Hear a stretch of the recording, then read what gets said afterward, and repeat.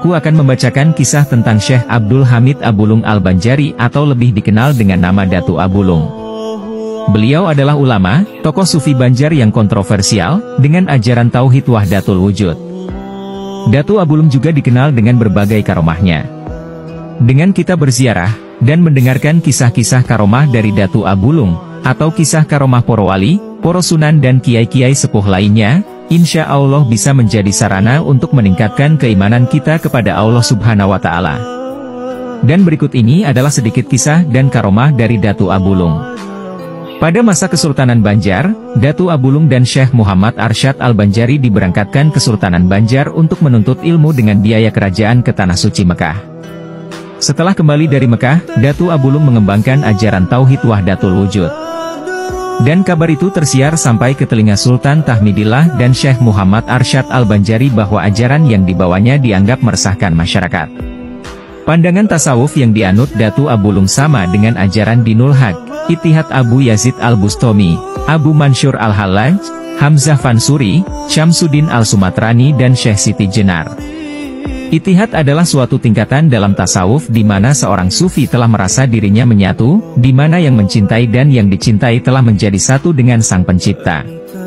Syekh Muhammad Arsyad tidak sepakat dengan pemikiran wujudiyahnya Datu Abulung dan bahkan menganggapnya musyrik. Akhirnya diputuskan bahwa Datu Abulung harus dihukum mati, dengan cara dimasukkan ke dalam kerangkeng besi dan ditenggelamkan ke dalam sungai. Saat itulah muncul karomah Datu Abulung. Meski ditenggelamkan ke dasar sungai, ajaibnya setiap waktu sholat tiba, kerangkeng besi itu naik ke permukaan air dan Datu Abulung keluar dari kerangkeng untuk melaksanakan sholat. Setelah selesai sholat, beliau masuk ke dalam kerangkeng itu dan tenggelam lagi. Hal itu terjadi berulang-ulang. Beberapa orang telah melihat kejadian itu. Hingga akhirnya banyak dari mereka yang berguru lagi kepada Datu Abulung. Hingga sampailah berita itu di Kesultanan. Akhirnya Sang Sultan memanggil Datu Abulung, agar Datu Abulung ikhlas menerima hukumannya.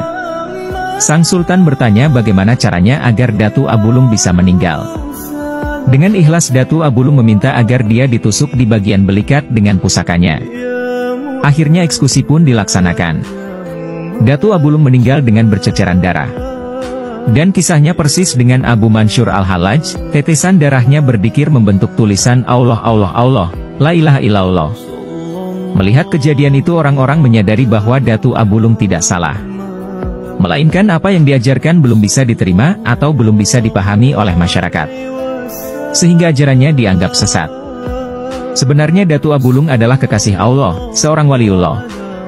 Sebagai bentuk penebusan dosa karena telah memerintahkan untuk mengeksekusi Datu Abulung, akhirnya Sultan Tahmidullah membangun Masjid Jami Syekh Abdul Hamid Abulung.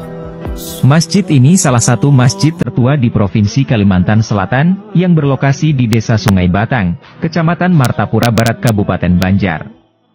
Wallahu a'lam bishawab. Itulah sedikit kisah tentang Datu Abulung. Dan beliau dimakamkan di Kampung Abulung Desa Sungai Batang Tengah, Kecamatan Martapura Barat, Kabupaten Banjar, Kalimantan Selatan.